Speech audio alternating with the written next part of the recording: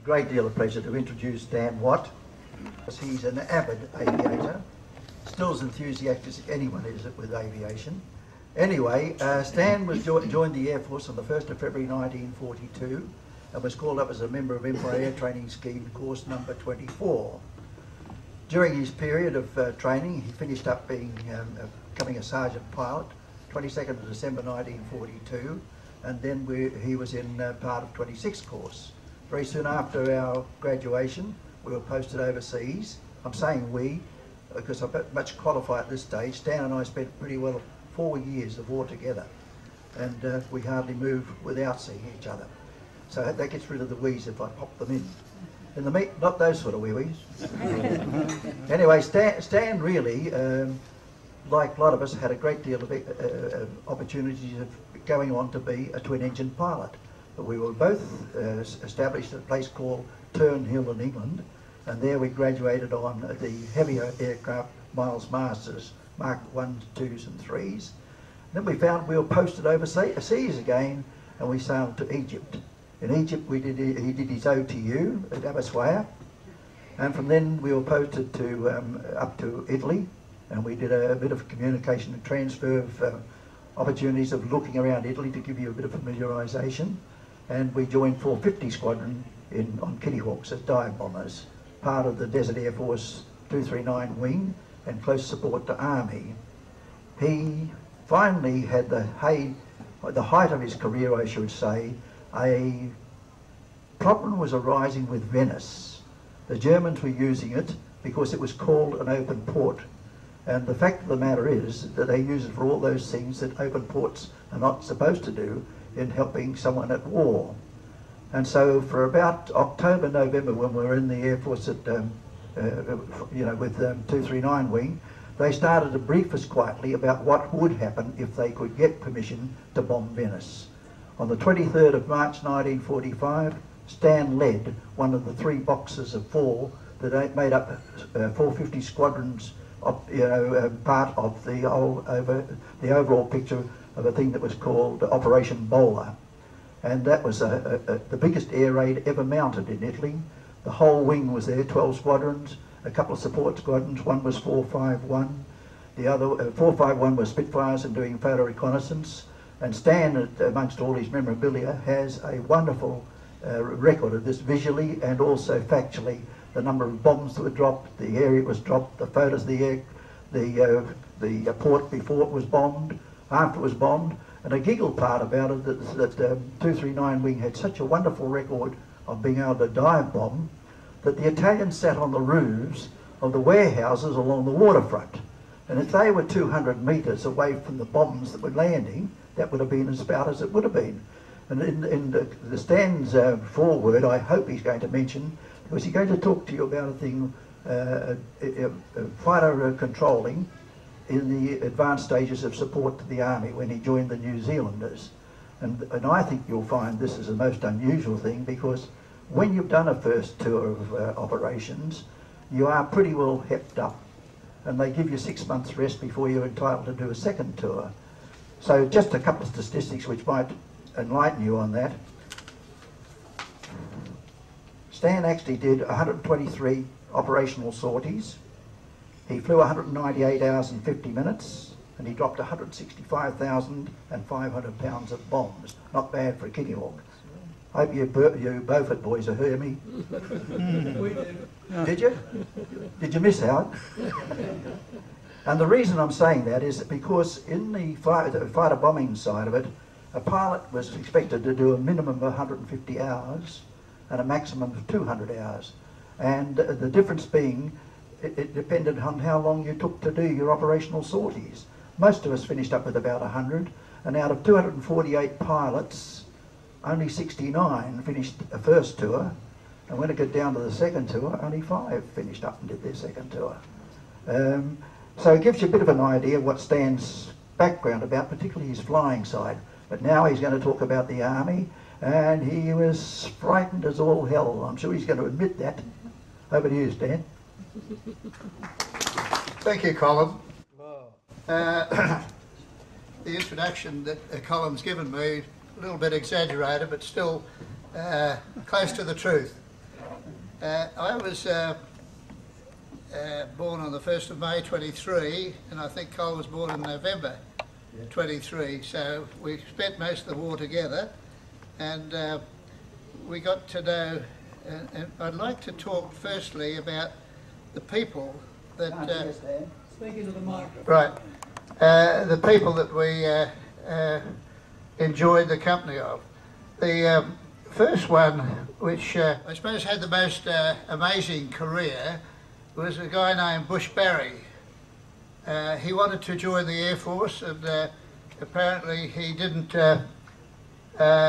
qualify, and he decided he'd go to the RAF in England, and he got onto a boat, one of these very, very old boats, and got to sail, but he got as far as Greece, and Barry, he applied to join the RAF, was told that there were no vacancies, so he overcame the problem working his passage to England in a windjammer. Extraordinary experience, because he got to Egypt, Libya, Malta, Greece, Crete. It was during the evacuation of Greece that other airmen made their escape in a borrowed Blenheim. Now, the Blenheims and Gladiators had been abandoned when Greece was being vacated. They selected the best of the Blenheims. He'd never flown before, but he read the manual, and he got into the he got into the Blenheim and flew it out. But sooner or later he ran out of fuel, and he got to found another plane, a DC-3 that had been vacated because Greece was being taken over by the Germans at the time, and for a guy that had never flown in his life before, he had no training. In October 1944, he finished up with 450 Squadron. Now, after the war, Bush was a flight commander with 245 Squadron in Britain, using Meteors, graduated onto Thunderbolts, and in the US Air Force he returned to England, where he flew Venoms, Vampires, Sabres and Hunters. He served in Malaya and Borneo, eventually retiring as a squadron leader in 1974. What a marvellous experience for a guy that had never flown before, but he read out of a manual and he managed to fly all these different aircraft. He had the most amazing experience. That I suppose the next most important guy was a guy, just a moment, Gary Bloomer. Gary Bloomer got shot down 4 times, and he kept coming back.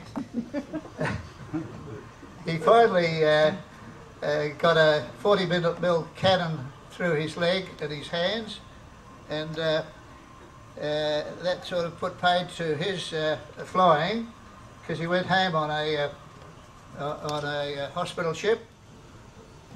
Gary Bloomer was shot down in an orchard, and in the course of landing he had both his wings ripped off, so he destroyed one of the Kittyhawks. He was on duty only for a short. On his second trip, he had an oil line leak, and the plane ran out of fuel, and he tried to land on a beach, but he was losing too much speed and altitude. His situation became desperate, and he put it down in an orchard. He could feel the heat from the engine, and both of his wings having been torn off, he wasn't in a very good situation. Bloomer found his way back to the squadron and returned to the squadron, having been shot down. He had no way of getting back except by foot, and unfortunately the snow where he was so thin and the rocks tore the plane apart, and the Kittyhawks skidded and bounced unevenly over boulders and stopped all of a sudden, to a point that he just felt that he had broken his back. It was a very sudden jolt. He managed to get into civilian clothes, and he led a number of prisoners of war, British prisoners of war mainly, some Australian, back through the lines, but he ran into a couple of Italians who hit him, and he was given, a woman gave birth incidentally while they were working their way back. Both she and the baby died, and they had to bury them, and others subsequently died. But Gary got these civilian clothes, and I used to tent with Gary, and he turned up one day dressed, and he was made out he was Italian, and he was gibbering away in Italian, or the best he could put together, and managed to walk his way through the lines and as a civilian Italian, and got back and fly again. But on his fifth trip, he actually he was bombing barges on the Po River in northern Italy, and he was shot down for the fifth time, and the barges that he sunk, there was an enormous explosion followed by a blinding flash inside the cockpit, and Gary's immediate thought was that he had somehow been transported to the gates of hell. He certainly had an experience and a half to anybody else. At this fifth trip he was badly wounded on his left leg, and he's horrified to decide that his knee had been shattered. It was shot away, and he realised that an armour-piercing shell had penetrated the plane's undercut, hit his knee, passed through the instrument panel and out through the cockpit without exploding. Blood was flowing everywhere, and incidentally, when we rushed out to the plane when he got back, it was covered in blood. He switched his oxygen supply to full on, which kept him alert, and he decided that he had to cross the bomb line, and he tried turning the Kittyhawk, but discovered that his left wrist was broken and his right leg was useless. He was rushed into the hospital, where he was given 6 pints of blood and a pentothal drug. After several months in the New Zealand Army Hospital at Barry, he returned home to Kiwi on a Kiwi hospital ship, and he received hospital treatment for another 2 years before his discharge in 1946. He was afforded the DSO, MID, and 100% disability pension. The following year, he actually returned to the university. He had started to do law before the war, and he returned to the university. He's a persevering sort of a guy. To get his health back again, he started swimming. And at the time when he wrote me the story on this, he was actually swimming 1,000 metres 5 mornings a week.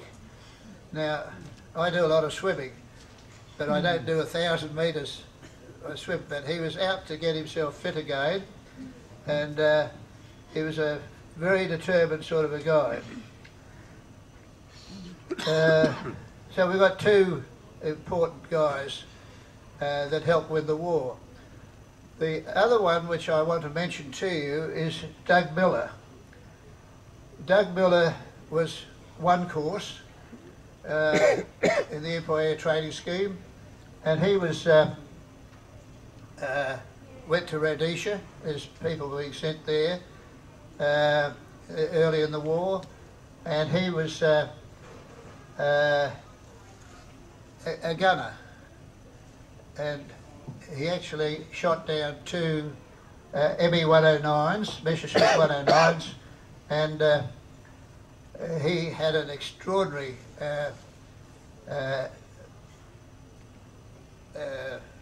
experience, and that I was down on the drome with Jack Doyle, our CO at the time, when Doug came in to land, but his pitch had been hit, and he just kept floating and floating, and he went across a minefield and into a ditch and thump, and he thought the end of the world had come for him because he couldn't control the aircraft anymore.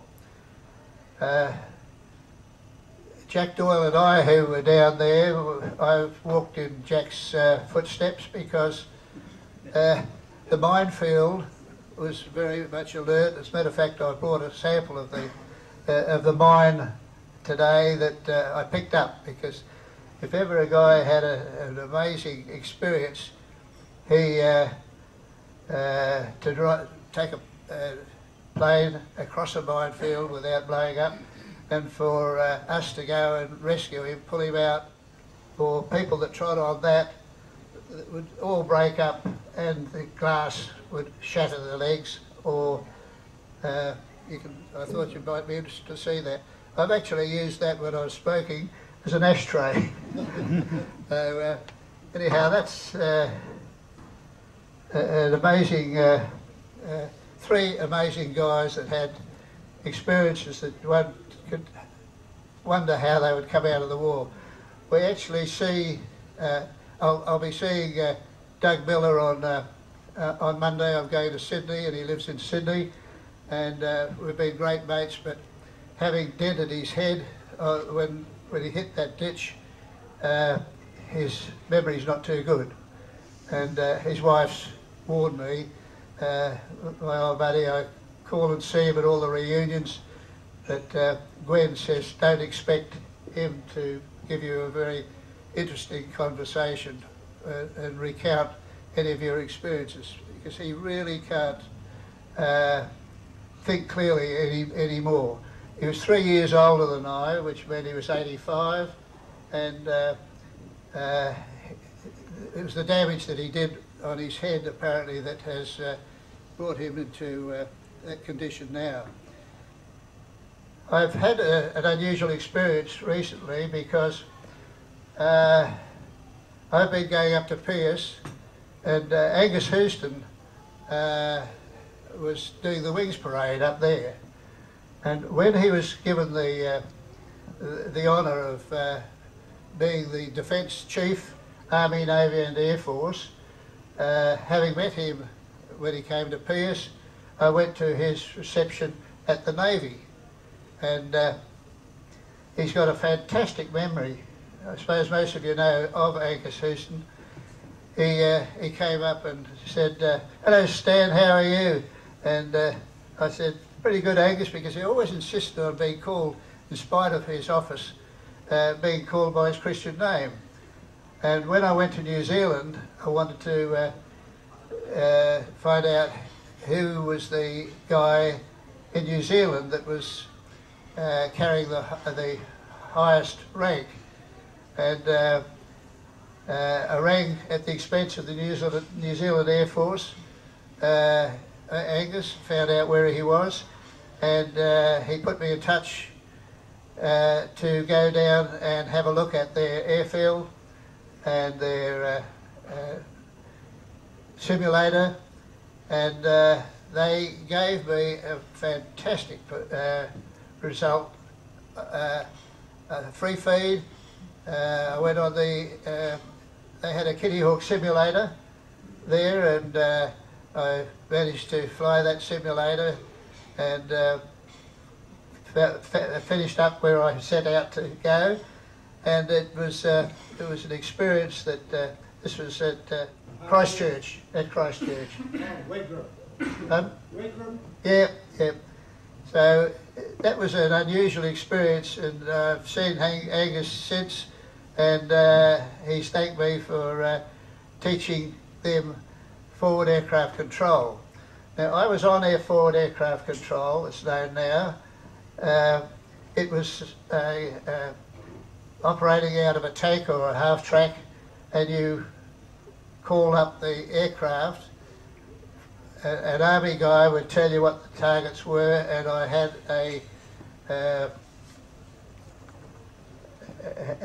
this is out of a tank, and you call up the aircraft and put the aircraft onto the targets, and that's an actual photograph of what we were doing in calling up aircraft. So I was able to be of help to the New Zealand, but mainly through the introduction of Angus Houston. So it's been quite an experience. Oh, incidentally, I went back to Italy after too. After the war, I went back to Italy, and at Fano, where we had our last fly out there, it is now a training school. A chief flying instructor, he said, "Would you like to have a fly of this Maserati?" It was a plane that they were training on. And I said, "Oh, I'd love to, but I don't have a licence." He said, "Who's going to know?"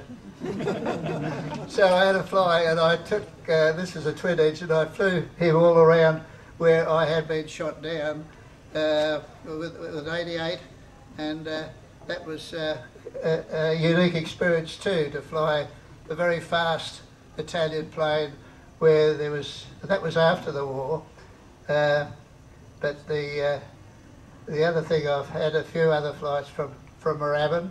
I flew an Oster with Alec Kerr, as a matter of fact, over from Moorabbin to Maylands, as it was there. This was some time afterwards. In fact, I've been out recently and I saw the airfield at Maylands where we landed, and Alec and I flew that across, but of course it was only a 60k plane, and it took us 6 days to fly that across the desert, and we flew at about, I think it was about 20 feet, and there's nobody in the desert to tell on you. If you fly around our coast, there are people there. But I've done a little bit of flying apart from that, and thoroughly enjoyed the flying. I had in mind after the war to set up my own airline, but when my dad said, "Well, it's not the capital cost, it's the operating cost that's going to beat you, so don't do it," and I didn't.